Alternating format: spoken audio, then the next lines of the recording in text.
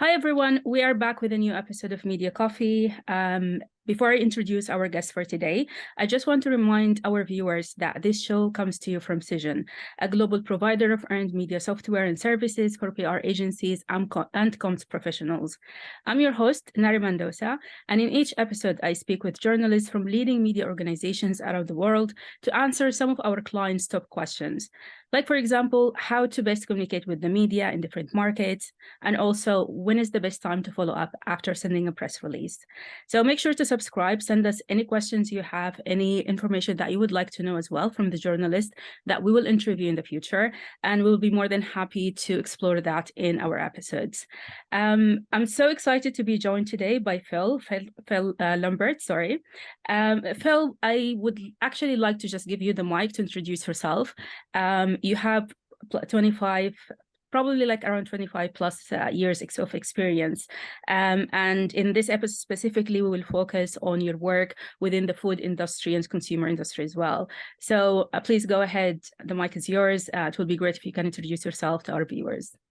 Of course. And thank you for having me on the program. I grew up in a food family. My grandfather is a dairy farmer. My father is a food manufacturer and a food broker. And I just took the editorial side of things. And my job really is being in the center of a triangle. And the 3 points of the triangle represent, brands, represent retailers, and represent consumers. And for me, my job is to make sure everybody knows what the other one is doing and to be able to help them all understand each of the other points of the triangle. I've been the food trends editor for NBC's Today Show for over 20 years, hosted a radio show, syndicated throughout the entire U.S., I'm a columnist for Forbes, as well as our own website, supermarketguru.com. So I've really been across all of the media and continue to do that. And I think that that's critical in today's environment, whether it's TikTok, Facebook, LinkedIn, websites, print media. We really need to be able to reach consumers and the trade in all fashions of where they want to really get their news from. Thank you, Phil. I mean, I think one of the questions that came to my mind while I was researching a little bit about the food industry and consumer media outlets as well is what is the media landscape within this industry? Well, the media landscape is really very fragmented. You've got influencers, if you would, that write a blog, up to, hardcore news reporters at the Washington Post and New York Times and NBC Nightly News, who really cover it in depth. So what clients really have to understand is who is the media that you're going for? What are the stories that they're looking for? Is it a soft puff piece to get onto a blog? And unfortunately, so many people these days, so many brands are just looking at impressions versus really the quality of what that reporting is. So it's very fragmented. Understand who you're pitching, understand, what the outlet is that you're trying to reach. And you founded Supermarket Guru, and you're also the editor. So I just wanted to kind of like have a better understanding of why did you founded this media outlet, and why did you think there is like a need, and what do you bring as well to to the industry that is different from other outlets? So the difference between what we do and other outlets is that we really add a lot of more insight. We really talk about the marketing trends, the analysis, the issues that are facing the food world, and being able to, uncover that for consumers and really tell the food industry where we are today. So there's a lot of trade media that's out there that basically it's rip and read. They all carry the same stories. We elected not to do that. And, the Lempert Report started as a paper newsletter over 35 years ago that came out twice a month, that went out to the trade to let them know about consumers, where consumers were going. And then it evolved into the website, supermarketguru.com. So it's really going more about the analysis, if you would, than just, running, the same story that everybody else is running. Can you, I'm interested to know, like, what are the trends that you've noticed, let's say in the last 12 years, sorry, in the last 12 months. And sorry, this is a double question. So from one side, the trends that you've noticed within the last 12 months, but also we obviously just came out of COVID, or we're still actually dealing with it.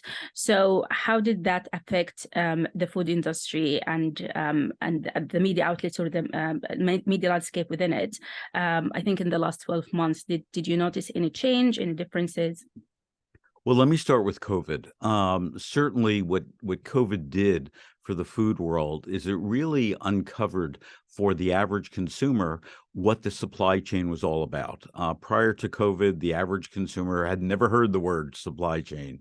And then when we start to see shortages and we understood how much or how little, if you would, poultry workers and meatpacking workers and workers on farms were actually being paid, it ripped it off for consumers to really get a much better understanding of the food industry, how it operates, and also how it's broken. So a lot of the reporting since COVID has been about the supply chain. Probably from an overall standpoint, the hottest story is about food prices, food inflation. And part of it has to do with the combination of what climate change has created, what the labor shortage has created, what higher costs of transportation has created, what the war in Ukraine has really stopped so many exports to other parts of the world. So that's been probably the number one story.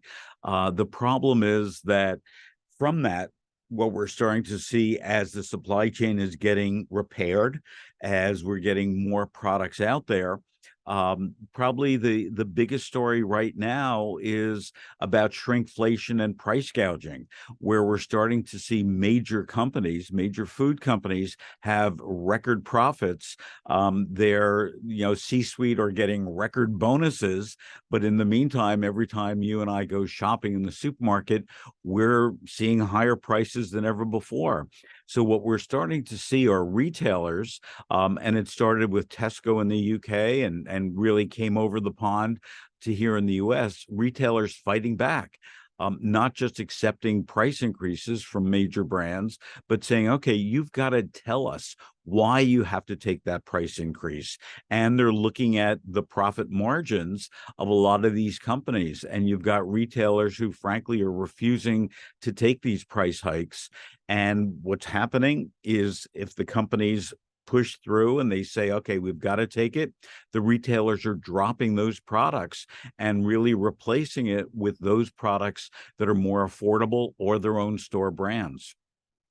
So basically, you've mentioned that there are some groceries or brands that basically decided or chose to sell smaller packaging with the same prices. So the question that I have: what tips do you have for consumers dealing with shrinkflation, but doesn't want to also waste food and buy in bulks, let's say, for example? So the problem is that every time we go shopping, we don't really look at the net weight of particular products. So it's very easy for a company to put less product in the same package. And we never know about it. So, for example, if you're in the frozen food case and you want to buy ice cream, all the pints of ice cream are exactly the same size. Well, most of them, with the exception of Ben and Jerry's, are 14 ounces, not 16 ounces. And it's 16 ounces that make up a pint. PepsiCo announced that with Doritos, they're putting 8 to 10 less chips in the bag. We're seeing a lot of breakfast cereals that have taken out anywhere from 2 to 6 ounces of the product. So from a consumer standpoint, it's really hard because, again, we don't remember, how many ounces or how many chips were in that product prior. So what we really need to do, and to your point, If we want to save money in the supermarket, we've got to stop wasting our food. Here in the US, 40% of all food is wasted. A lot of that is at home. So the best way that you can save money is don't waste food, whether it's leftovers, whether it's bringing a doggy bag from your local restaurant when you're eating out. Make sure that you eat every morsel of that food, and that's going to be the best way to save money. That's interesting. Yeah, thank you so much for mentioning that. So I think I just want to focus a little bit on press releases, because obviously you've been our partner for a while, and you've been receiving press releases. Cision distributes press releases for clients, and you're one of the media outlets that receive it. So I just want to understand, or like just ask you, what do you think about press releases in general? Are they still relevant? And do you think journalists are still interested in having press releases from clients? Absolutely. And there's no question that it's a very effective way to communicate. And, for me, I probably get, at least 100 pitches every single day.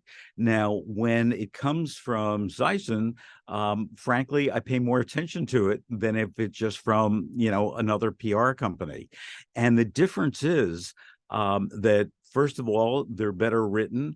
It's to the point. It's targeted to what I do, because you guys understand what I do, versus just blanketing, sending out press releases. Of the 100 or so press releases I get every day, I would say that there's at least 25% of them that have nothing to do with food or food service or agriculture, any of the beats that I cover.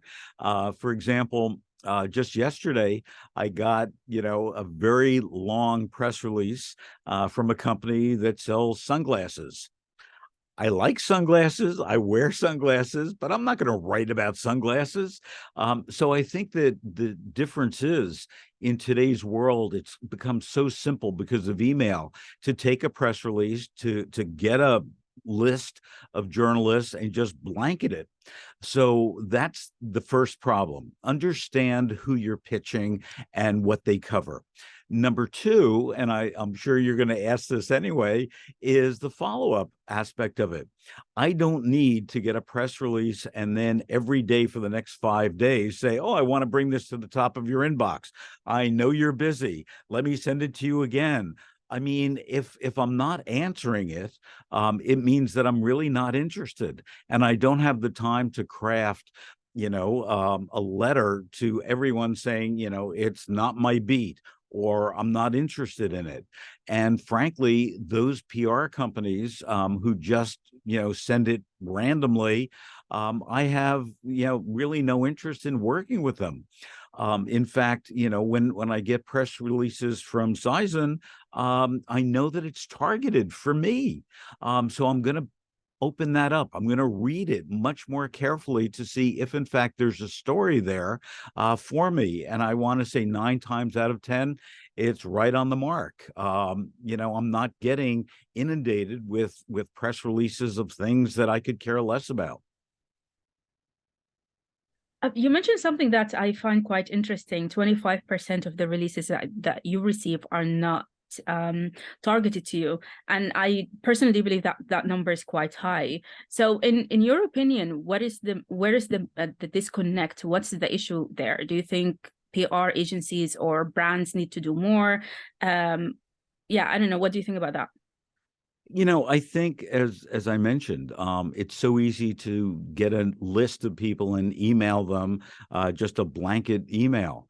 I think the disconnect is a lot of times, and I just see it by the signature in their email to me, that it's interns, that it's the person at the lowest level who's sending out the press releases, who have no idea who I am, and therefore I'm getting these 25% of things that are not relevant.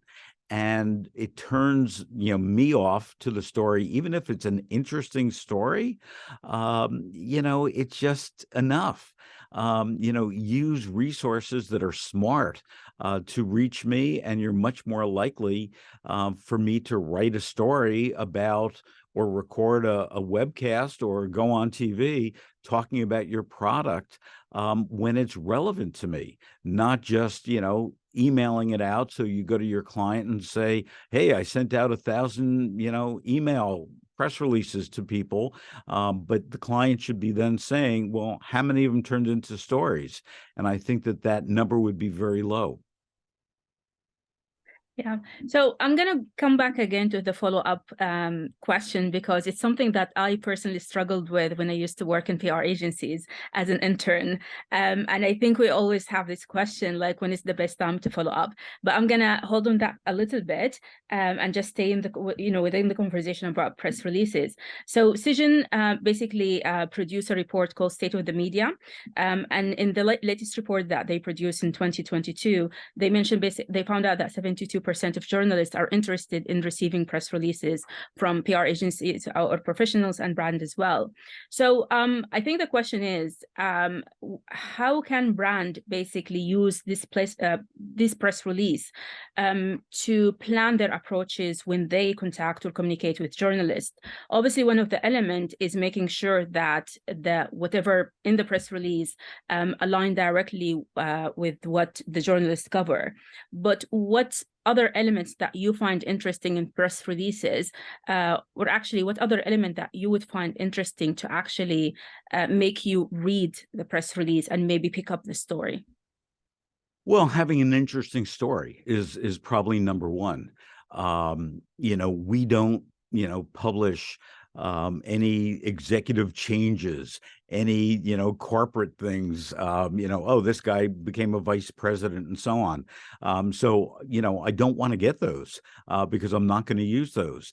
But give me an interesting twist to a story. So, for example, March is Nutrition Month. So I'm looking for stories in March that have to do with nutrition. It's also, here in the U.S., Women's Leadership Month. So, any stories about women-led businesses are of interest. Last month was Black History Month. So, be as topical as you can, and also, be timely.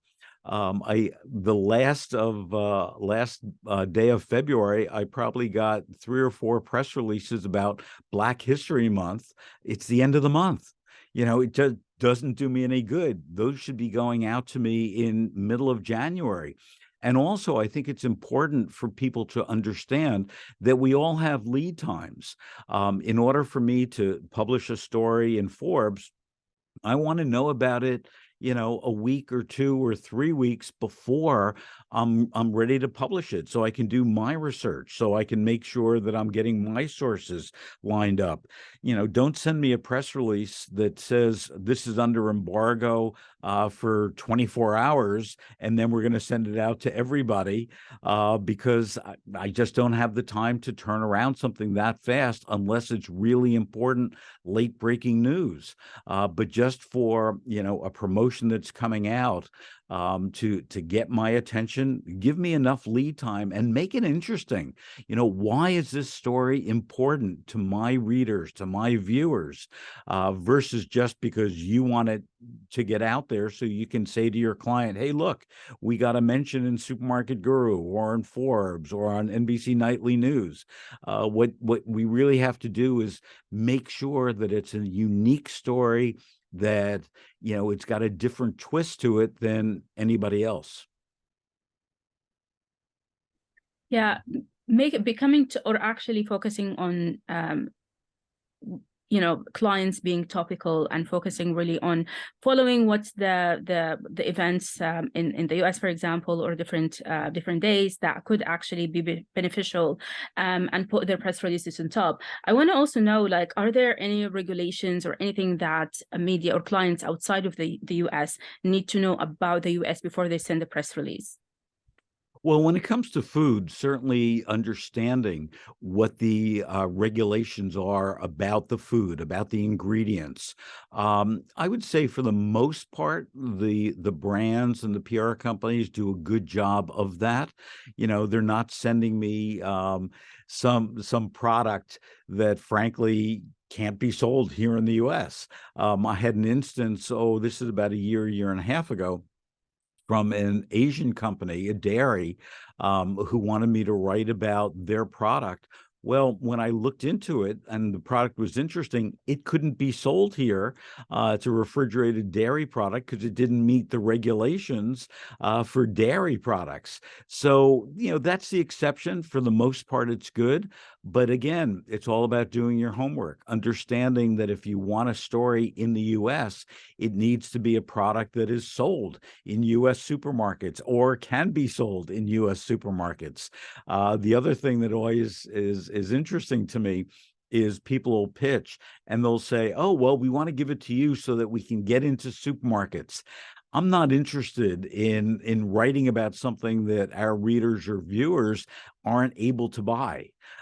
So you've got to have at least some distribution, whether it's online or in. It doesn't have to have global or national distribution, but it has to be available somewhere. Otherwise, frankly, I'm not going to write about it. Yeah, that's actually interesting. And what about the language barriers, for example? So do you accept, let's say, press releases written in British English or Australian English, let's say? And are there also cultural elements that people need to be aware of while communicating with journalists in the US? Well, from a Australian or British English, I really don't have any problems with that. Certainly, when I read it, and so, for example, using an S instead of a Z, I'll forgive that. Would I like them to, really proofread it beforehand? Yes, but that doesn't keep me from writing a story. Cultural differences, absolutely. There's no question that depending on what the story is, depending on what the food is, keep in mind that the U.S., much like the EU, has different pockets of population throughout. So if I'm writing or get a pitch for a fast food chain, for example, that is just located in the South in the US, that is just focused on barbecue, it's not a national story for me unless the PR firm and the press release really talk about why this is a trend that should be national, that what they're discovering through their research is, yes, this might be a small fast food chain that specializes in barbecue in 2 or 3 states, but their research has shown that consumers in the North, in the East, in the West really like this kind of food. And as a result of it, it's a bigger story, and you can look into the future and say, okay, this is going to be a trend. Yes, but you've got to pitch it that way, and you've got to understand that in my case, at least, I'm looking at the entire country. I'm not going to write a story about a single restaurant in New Jersey who has a great chef who makes Italian food. That's just not a story that I'm going to write about because I'm not just focused, and my readers are not in New Jersey only, they're in all 50 states. Yeah. So going back again to the follow-up question, as I mentioned, I think one of the things that I struggled with is obviously working in a PR agency, let's say, or even in-house. You have a client and managers that are pressuring, and they want follow-up. They want to see their press releases posted and out. So there is always obviously that balance that we need to think about. But let's say, first question is, when is the best time to send a press release, and when is the best time to follow up? And how do you think journalists prefer to be contacted? Is it by email, phone, message? What is the best way? Sorry, these are 3 questions in one. That's okay. That's okay. So as far as sending it out in advance of what the event is, in enough time where I can do it. In fact, this morning I got an email from a PR company that was having a webcast in about an hour, saying, "Can you join us?" Well, that doesn't work for me. I've got a very busy schedule. So, be timely, give me enough time in advance. As far as the follow-up, don't do it the next day. If there's something that I see that I'm interested in, I'm going to get right back to them. You can follow up in 2 or 3 days and just follow up once. I don't need an email every day, as I said before, reminding me, oh, I want to bring it to the top of your email box, because all you're doing is you're clogging my email box. The best way for me, and it varies from journalist to journalist, is email. Phone pitches are tough because I'm on conference calls, or I'm chatting with you, or my schedule. I'm not just sitting here with nothing to do except pick up the phone. So the best for me is email. Using regular mail is not timely, especially here in the US, where a first-class letter, could take, 5 or 6 days to reach me. So forget about regular mail. If it's something really important that you really want to get my attention, send it, via FedEx or next day UPS. A hard copy. I'm still one of those guys who like, hard copies. I print out, way too much paper, as you can probably see on my desk. But the reality is, if you really want my attention, FedEx me something, I will open it. And I think most journalists will. As far as the elaborate boxes that a lot of PR companies do, especially for food products, make sure that it's relevant. Make sure that, in addition to the hat and the socks and the bandana that you're sending me, send me about the product itself. I mean, I don't need another hat, but if there's something really interesting about the product itself, send me 3 or 4 samples of that product so I can really taste it, so we can evaluate it, and give me all the facts. I would say that probably half the time when I get either a press release or a product sample, they never include the price, what that retail price is. And we have a requirement for product reviews that people fill out a form. And, we have a website that's just dedicated to that. And it asks for the price, and it asks for the contact information and the nutritional information. And it has the address on where to send products. And we need 4 samples of it. And I'd say that, probably a third of the time, when somebody fills out the form, they'll then send me an email that says, what address should I send it to? Well, if you filled out the form and the address and all the information was there, look at what you just filled out. It's all there, because all you're doing is you're doing a red flag to me that says either you don't know how to read, or you don't care, or, you're just going through the motions. Thank you so much, Phil. I just have one last question. Do you have any last recommendation that you would like to share with us? Yeah, just understand who you're pitching, understand who their audience is. Give us as much information as possible, information about the company, information about the founder of the company, if that's appropriate, information about the product itself. Don't assume that, we know everything. Give us some information if you can. Give us a retailer or a restaurant that we can talk to about your product. Paint the whole picture for us and make it interesting. A press release should be an interesting read, just the way when we write a column or do a TV story, we have to make it interesting for the reader or the viewer. Make it interesting. Make me want to read your press release, versus just having, facts or bullet points about a product that really sounds kind of boring. Thanks, Phil. Do appreciate your time. And this is the end of our episode. Just a quick reminder to our viewers, if you have any questions and if you follow up comments, please feel free to send it to our email. Thank you.